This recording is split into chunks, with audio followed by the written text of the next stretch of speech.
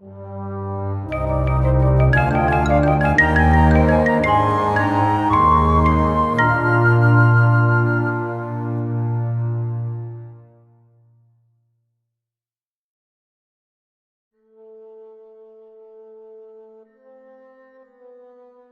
período abasí se inició con una importante revolución política en el mundo islámico. El movimiento abasí se había desarrollado en Jorasán, la vasta provincia que se encontraba en las fronteras nororientales del Irán islámico, durante la primera parte del siglo VIII. Luego de la derrota de los omeyas en 750, se inicia una época de consolidación y centralización política que, sobre la base de los cimientos omeyas, dio al imperio islámico por primera vez un gobierno central y una administración provincial sofisticados. Durante este periodo, los ingresos fluían a las arcas califales desde las provincias fronterizas, en gran parte gracias a que los primeros abasíes pudieron complementar a las díscolas fuerzas de combate árabe de la época de la conquista, con un ejército leal y experimentado del Jorasán, que enviaron a guarnecer cada provincia y a supervisar la situación en nombre de los califas. Su control sobre las provincias se vio facilitado por el desarrollo de un servicio postal y de inteligencia rápido y eficaz, el Barid Abasí, que era más sofisticado que cualquiera de sus predecesores antiguos y cuyas estaciones de relevo todavía salpican los paisajes desérticos entre Siria e Irak. Durante esta primera etapa del gobierno abasí, se observa el surgimiento de una nueva élite gobernante compuesta por musulmanes de todos los orígenes. Los persas arabizados tuvieron un desempeño particularmente bueno como resultado de su apoyo a la revolución abasí, y linajes como los barmáquides desempeñaron un papel importante en la formulación de un nuevo arte de gobernar islámico imbuido de elementos persas sasánidas. La contraparte de la formación de la nueva élite gubernamental fue una disminución gradual del número de cristianos de habla griega y aramea, zoroastrianos y judíos en la administración pública. La llegada de los abasí también dejó muchos problemas políticos por resolver. Como tantos grupos que llegan al poder en la cresta de una ola de entusiasmo revolucionario, los líderes del movimiento abasí pronto tuvieron que enfrentarse a los problemas de conciliar los ideales revolucionarios con los problemas prácticos del gobierno. La primera cuestión era, por supuesto, quién debería ser califa. Los líderes del movimiento habían estado en contacto durante algún tiempo con los descendientes del tío del profeta, Al-Abbas. Así fue que en 750 un grupo de líderes jorasaníes proclamaron a Abu al-Abbas como el primer califa abasí. No todos estaban satisfechos con esto y parece que había un número considerable de personas que sostenían que solo los descendientes directos del profeta a través de su hija Fátima podían estar al frente del califato.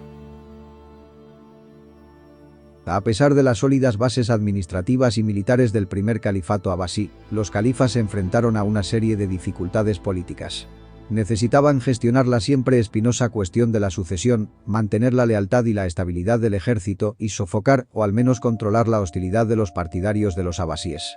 La sucesión al califato también había sido una fuente de conflicto desde la muerte del profeta debido a la autoridad potencialmente ilimitada que representaba, tanto en este mundo como en el próximo, y a la falta de directrices sobre la materia por parte del propio Mahoma. Los abasíes adoptaron la misma postura que sus rivales omeyas, designando a su sucesor, generalmente sus hijos, pero esto no impidió que otros hombres de la familia presentaran desafíos cuando un califa moría y su candidato asumía el poder. En ocasiones, los califas abasíes nominaban a dos sucesores como póliza de seguro en caso de que el primer candidato muriera o como forma de satisfacer las ambiciones de dos herederos potenciales. Esto resultó muy contraproducente en la práctica, ya que los nuevos califas intentaban rutinariamente deshacer el orden de sucesión prescrito por su predecesor en favor de sus propios candidatos. El primer califa, Al-Abbas, nombró a su hermano Abu Jafar y a su sobrino, Isa, como segundo en la sucesión al califato. Cuando Abu Jafar se convirtió en califa en 754, tomando el nombre real de Al-Mansur, alteró la sucesión de Isa en favor de su hijo Muhammad, quien se convirtió en califa con el título real de Al-Mahdi en 775. Sin embargo, cuando Al-Mahdi nombró a Musa al-Hadi y a Harún al-Rashid como herederos sucesivos, se desató una lucha apenas disimulada por el poder que culminó con la sospechosa muerte de Musa en 786, después de poco más de un año como califa, posiblemente por instigación de su propia madre, Kaizuran. Harún sucedió a su hermano y se mostró más maleable o diplomático con Kaizuran, hasta su muerte en 790. Harún al-Rashid fue califa durante el periodo celebrado en las 1001 noches y presidió el imperio abasí en su apogeo, cuando la palabra Bagdad evocaba opulencia y esplendor, hasta en la corte de los carolingios, al oeste. Sin embargo, sus planes para la sucesión desencadenaron la gran guerra civil abasí entre sus hijos, que alteró permanentemente el carácter político del califato. El califa Harún al-Rashid se esforzó por evitar un enfrentamiento mediante su elaborada división del trabajo entre sus hijos, pero en el proceso convirtió a cada uno de ellos en la figura principal de una facción rival. Al-Amin tenía estrechos vínculos con la élite civil de Bagdad, mientras que Al-Mamun era el campeón de los señores de Jorasán. Cuando Al-Amin se convirtió en califa en 809, inicialmente tenía la intención de defender los deseos de su padre, pero algunos miembros de su gobierno estaban en malos términos con Al-Mamun, lo que llevó a incitar al nuevo califa contra su hermano, deponerlo y desviar la sucesión a su propio hijo, Musa. Esto obligó a Al-Mamun a oponerse y estalló una guerra civil. Al-Amin parecía tener todas las cartas en la mano, pero Al-Mamun tenía a su lado a Tahir, un ingenioso miembro de la aristocracia jorasaní, que demostró su valía al derrotar al ejército de Al-Amin y sitiar con éxito Bagdad en 812. Al-Amin intentó rendirse, pero cuando salió de su palacio con sus ropas califales e intentó cruzar el Tigris, los hombres de Tahir volcaron la embarcación, capturaron al califa y lo hicieron matar ignominiosamente en una pequeña celda. Su muerte dejó a Al-Mamun como califa indiscutido.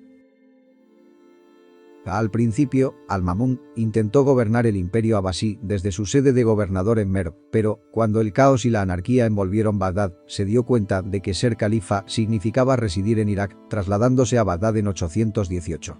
La victoria de Al-Mamun acabó con el poder de la facción jorasaní en Bagdad y a partir de entonces, los ministros principales de los califas tuvieron menos influencia y los linajes de las provincias, como los descendientes de Tahir, tuvieron una mayor cuota de poder. En el frente militar, los contingentes jorasanes dejaron de rendir tan satisfactoriamente como antes, y Al-Mamun y su hermano, más tarde califa Al-Mutasim, empezaron a depender de recursos militares alternativos en forma de turcos, una gran proporción de los cuales eran esclavos. Las incursiones de Al-Mamun en los asuntos religiosos fueron igualmente problemáticas. En las primeras décadas del siglo IX, la cuestión del papel del califa, consagrada en el debate sobre si era el representante de Dios o el sucesor del profeta, se inclinaba hacia esta última interpretación a través de la consolidación de un cuerpo de eruditos religiosos. Al-Mamun, un intelectual, alentó los debates de teólogos y filósofos en la corte de Bagdad, pero parece haber sentido un profundo desagrado por los estudiosos del hadith, que agitaban a la muchedumbre fuera del palacio y que no solo amenazaban a los teólogos, sino que también negaban su derecho como califa a pronunciarse sobre cuestiones doctrinales. En 827 lanzó el guante al declarar que todos los musulmanes debían adherirse a la doctrina de que el Corán fue creado. Poco antes de su muerte en 833, Al-Mamun fue un paso más allá y estableció una mina o inquisición para insistir en que los eruditos y funcionarios se adhirieran públicamente a la doctrina de la creación del Corán. En 833 murió Al-Mamun y su hermano Al-Mutasim se convirtió en califa después de haber servido durante varios años como gobernador de Siria. Al-Mutasim fue el arquitecto de dos cambios importantes en el califato: el reclutamiento sistemático de soldados esclavos turcos para reemplazar a las tropas árabes y jorasaníes de la temprana era abasí, y el traslado de la capital de Bagdad a un nuevo emplazamiento, más arriba del Tigris, donde mandó construir la ciudad palatina de Samarra. Fue un interludio que marcó la llegada de los turcos, junto con los árabes y los persas, como creadores de la civilización islámica y el inicio de un largo proceso que transformó a los califas abasíes de gobernantes a figuras decorativas. Samarra era una ciudad de grandeza sin límites que se convirtió en sinónimo de esplendor real en todo el mundo islámico. Sin embargo, también se convirtió en una jaula de oro en la que los califas residían a merced de los emires turcos que exigían la lealtad de las tropas y sus familias.